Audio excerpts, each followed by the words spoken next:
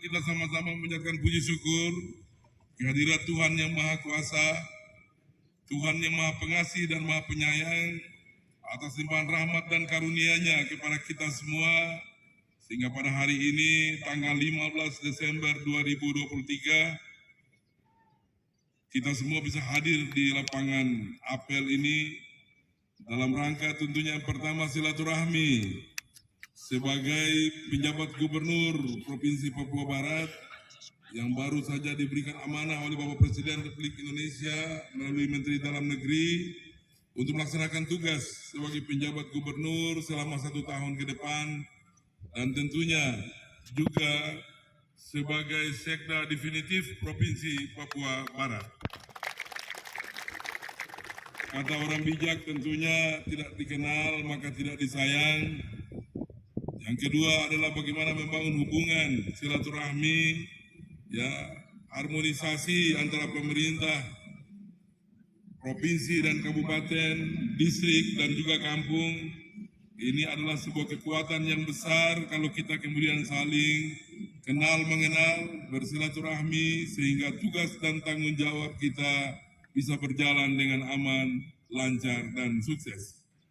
Inilah yang pertama menjadi penting apel hari ini untuk kami tentunya datang bersama-sama, memperkenalkan diri, juga bisa mengenal secara langsung, Ransiki itu ada di sebelah mana, seperti apa, dan juga tentunya kita juga akan mendengarkan masukan-masukan secara langsung tentang bagaimana mengelola pemerintahan, pembangunan, dan kemasyarakatan di Provinsi Papua Barat, khususnya di Manokwari Selatan yang kita cintai bersama ini.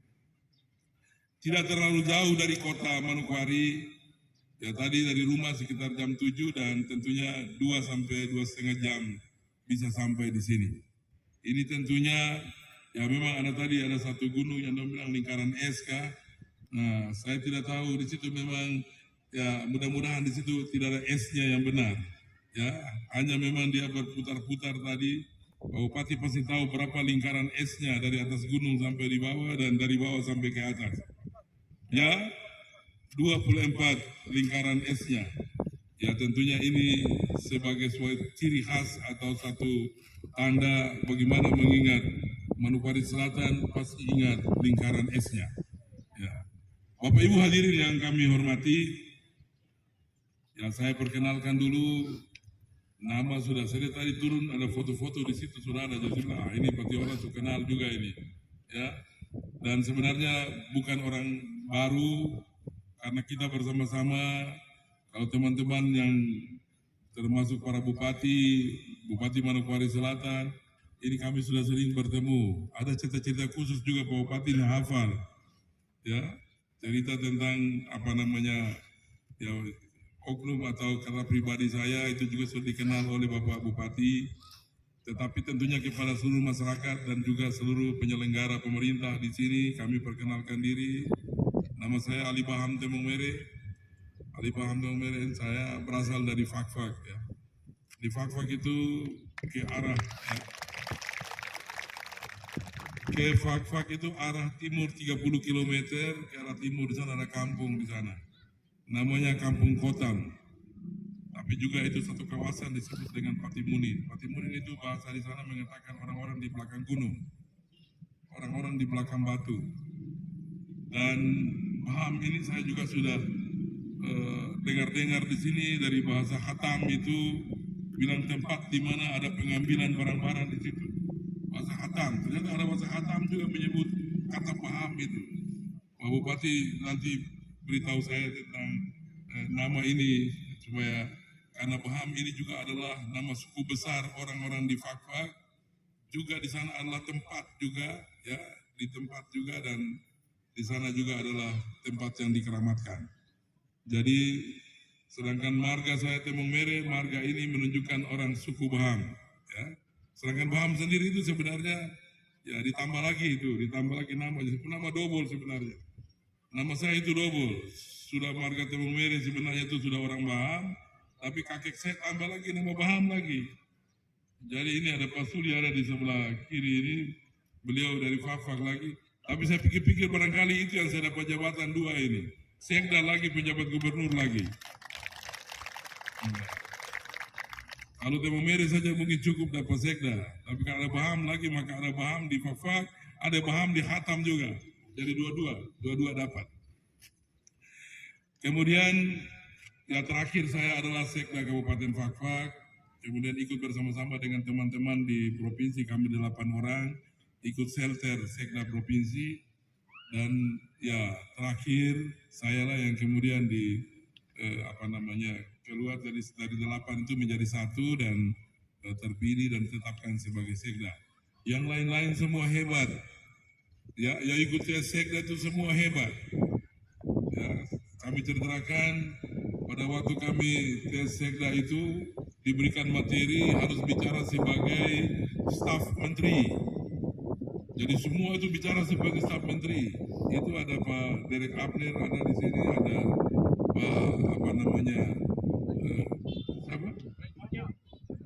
ini ada Pak Yap juga, ya, semua bicara seperti menteri itu, jadi hebat semua. Lasarus Indo, ya kami semua. Nah, dan kemudian dari 8 itu saya yang kemudian menjadi sekda, dan teman-teman ini semua hari ini bersama-sama kami mengelola pemerintahan di Provinsi Papua Barat. Tepuk tangan untuk teman-teman juga semua. Itu kemudian dari sisi pendidikan, ya saya pendidikan dasarnya dari SD, SMP, SMA semua di Fakfak. Kemudian APDN di Jayapura, ya Adi Sembor yang komandan ini ada tingkat saya, 1 tingkat di bawah saya, yang ada di depan. Pak Mayor yang di sebelah sana itu sama-sama 1 angkatan. Mana Pak Mayor? Ya. Tapi beliau ini masih utang sama saya, karena kacang hijau belum bayar. Ada juga teman-teman, karena sebelum saya APDN itu saya di Uncian dulu. Saya di Uncian dulu di administrasi negara, baru pindah ke APDN. Teman-teman Uncian juga banyak di sini. Ya, termasuk Pak Tulus yang sebelah sana yang pakai topi koboi itu. Ya, itu semua dari Uncian. Jadi kita semua bersinergi, berkolaborasi, dan kemudian hari ini kita mengelola pemerintahan di Provinsi Papua Barat ini. Setelah APDN saya lanjutkan ke IIP di Jakarta. IIP di Jakarta pernah jadi camat. Camat 3 tahun dulu di Teluk Arguni di Kaimana. Biasa jalan kaki juga, potong dari situ ke Babo, kita jalan kaki. Ya, jalan kaki. Di hutan itu kami bertemu. Saya bertemu Pak John Wanggai, camat Babo.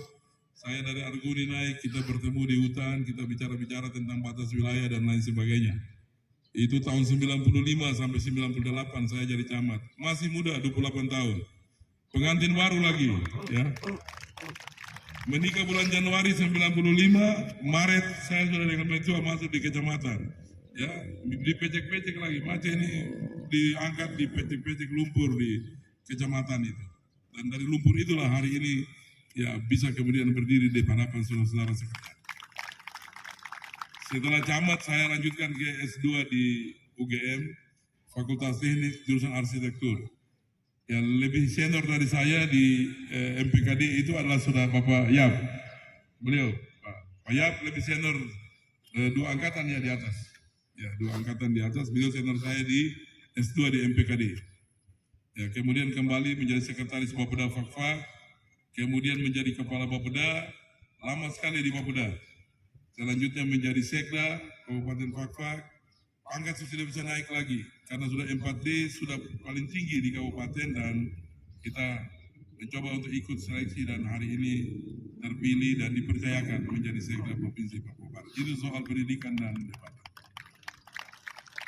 Selanjutnya soal tugas yang diemban kepada saya sebagai sekda, tentunya mengelola administrasi pemerintahan, tetapi sebagai penjabat gubernur yang diangkat dan dilantik diambil sumpah tanggal 1 November 2023. Tentunya tugas secara menyeluruh adalah tugas pemerintahan, pembangunan, dan kemasyarakatan. Terkait dengan ini saya ingin memberikan gambaran dulu tentang pemerintahan. Pemerintahan ini mengapa ada? Tujuannya apa? Dan siapa saja yang berperan untuk kemudian mengelola pemerintahan ini untuk mencapai tujuan ini. Kita berjuang untuk kabupaten ini ada. Dari kecamatan-kecamatan yang dulu. Begitu juga negara, pada waktu berjuang untuk adanya negara, adanya provinsi, kita berjuang untuk ada provinsi. Semuanya adalah bagaimana mewujudkan tujuan negara, yaitu mencerdaskan kehidupan bangsa, memajukan kesejahteraan umum, ya, supaya kemudian masyarakat ini maju dan sejahtera di dalam sebuah negara yang kemudian negara ini aman dan tertib.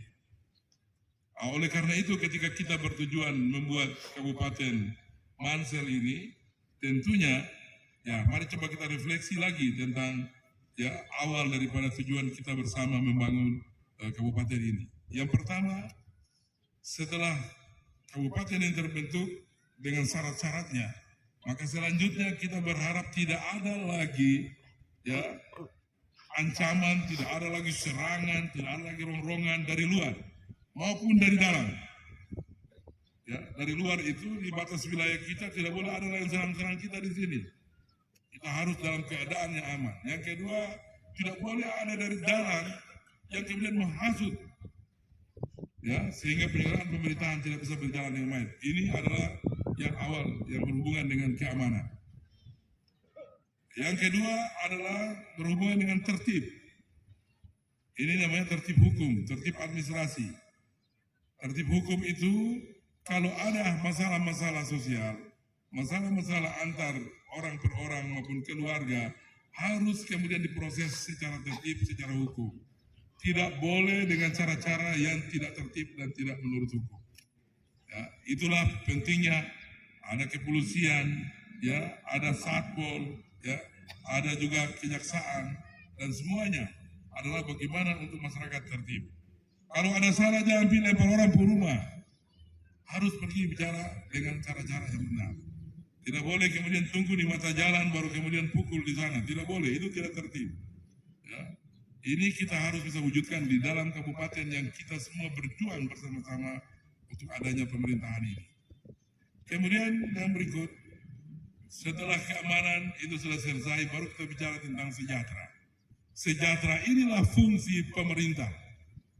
Dalam lebih khusus adalah pemerintah daerah, para ASN, dan semuanya berjenjang sampai di tingkat kampung, itu bagaimana mewujudkan sejahtera itu. Ya. Pembangunan yang digunakan sebagai alat untuk sejahtera itu bisa jalan, kalau tadi itu aman satu, tertib satu. Ya.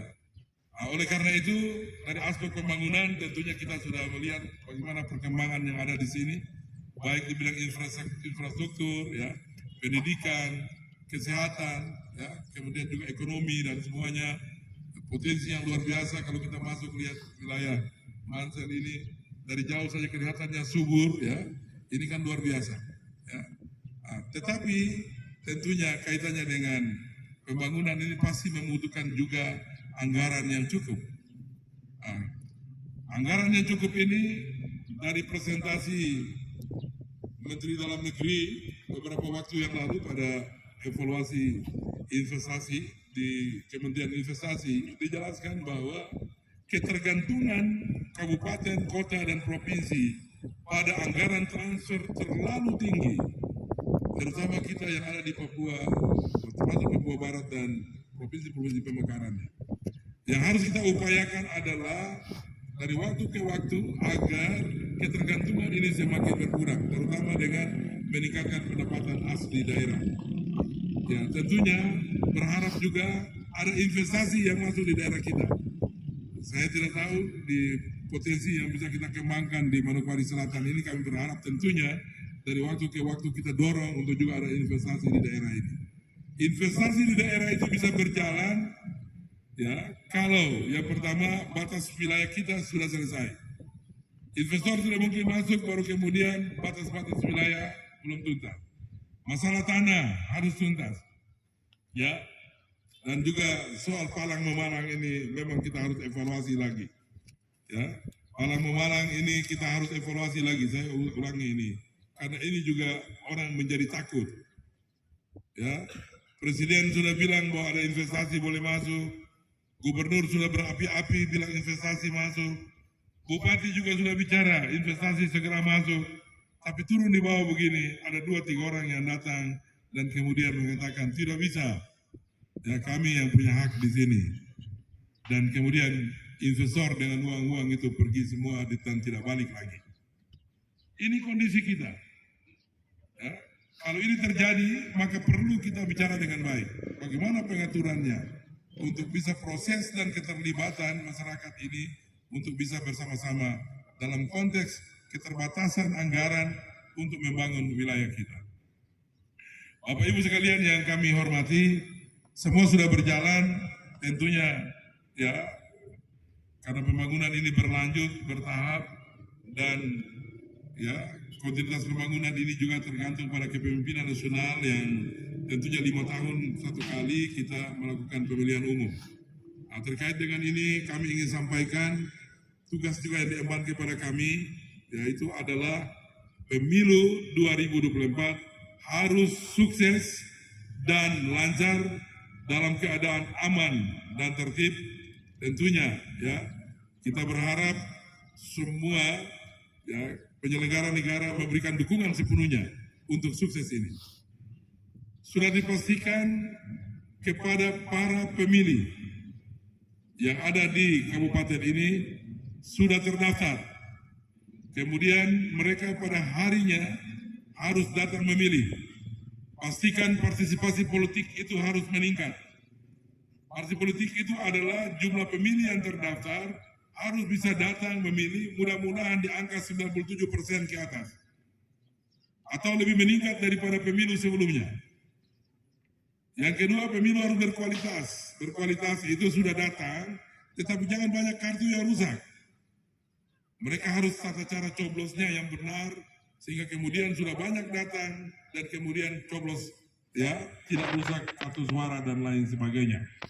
Oleh karena itu sosialisasi terus harus dilakukan, dan kemudian mudah-mudahan ya pulang dalam keadaan sehat. Ya, kalau pemilu yang lalu orang pulang karena COVID, mudah-mudahan ini tidak terjadi lagi. Ya, jadi harus semua pergi dalam keadaan sehat. Untuk sehat, pergi harus makan baik. Ya, kemudian kalau memang ada kepala-kepala pusing, minum obat dulu baru pergi. Supaya jangan sampai di TPS keluar terus bilang ini lagi. Kita keluar karena ada suwangi yang tiup lagi, jadi kita jatuh. Ya. Nah, kita ini karena kita baku saing, jadi pasti sebelah disutiup saya, jadi saya langsung jatuh. Nah ini kan juga, oleh karena itu pergi harus makan, ya, makan, minum obat, berdoa, supaya kemudian bisa coblos sesuai dengan hati nurani dan berpikir tentang kelanjutan pembangunan di negara kita ini. Bapak Ibu hadirin yang kami hormati, terima kasih kepada Pak Bupati dan juga jajarannya yang telah mengalokasikan anggaran untuk pemilu. Ya, karena namanya sudah tidak ada lagi, sudah ya Pak Bupati ya. Ya, baik untuk KPU, Bawaslu maupun juga kami berharap untuk pihak keamanan, anggarannya sudah dialokasikan sehingga nanti ini bisa memberikan dukungan sepenuhnya kepada penyelenggara pemilu 2024 ini bisa berjalan aman dan lancar. Kepada para ASN, kalau TNI Polri sudah jelas, netralnya sudah jelas, tidak memilih dan dipilih. Nah, ini yang ASN ini. ASN ini netral tetapi pilih juga. Ini yang di mulutnya bilang netral tetapi di hatinya juga mengarah kepada yang mana. Nah, ini kami minta ya untuk patuh pada aturan. Ya, patuh aturan. Kapan menggunakan hak pilihnya dan kemudian kapan harus netral. Dalam pelayanan publik harus netral kepada semuanya. Tidak bisa melihat karena dia partai A, partai B, lantas kemudian pelayanan berdasarkan partai politik tertentu. Tetapi pelayanan harus diberikan kepada semuanya. Ya. Tidak boleh menggunakan peralatan-peralatan pemerintah, sarana-prasarana dan semuanya untuk kepentingan politik praktis. Saya kira semua sudah paham karena pemilu dari pemilu sudah memahami ini. Ya. Ada pengawasan yang dilakukan kepada kita semua. Ya, saya mungkin tidak lihat dari depan, tapi ada orang yang awasi dari belakang, kiri, kanan. Jadi saya cuma kasih tahu saja, hati-hati. Hati-hati. Baik kata-kata maupun tingkah laku. Ya. Ini mulai masuk di hari-hari yang mulai panas. Jadi kita harus menjadi AC yang membuat menjadi dingin, ya, menjadi dingin supaya kondusif, supaya kemudian pemilu ini bisa berjalan aman dan lancar. Itu kaitan dengan pemilu. Selanjutnya ada tugas-tugas tertentu yang juga kami perlu sampaikan, yang sudah jalan, yang melibatkan kita semua. Menyangkut stunting, mari kita terus upayakan supaya angka stunting ini menurun. Ya, angka ibu-ibu PKK, Dharma Wanita, terima kasih sudah jalan.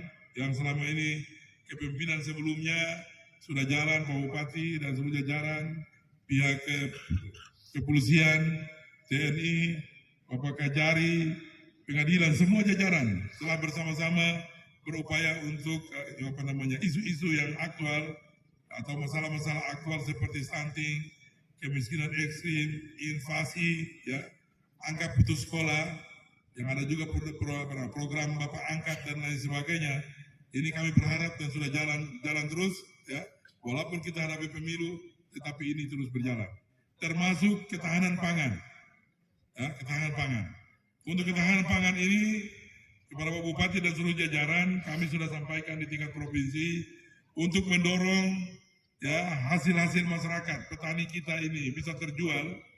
Maka mari kita sama-sama menyepakati agar acara-acara yang dilaksanakan di pemerintah daerah yang menggunakan dana APBD, ya, berilah petatas, kaladi, sukun untuk acara-acara ini. Tepuk tangan dulu ini. Bikin surat edaran kepada semua. Nanti kalau mau makan nasi sendiri, putar di belakang baru makan. Ya, maksudnya karena itu penyesuaian. Tetapi acara-acara resmi, ya, acara-acara resmi kita mulai dengan membeli, ya, hasil-hasil masyarakat ini. Mengapa demikian? Supaya di pasar itu barang-barangnya laku. Kalau barang-barang ini, keladi, patatas, sukun, ya, itu kalau laku, pasti masyarakat mau menanam.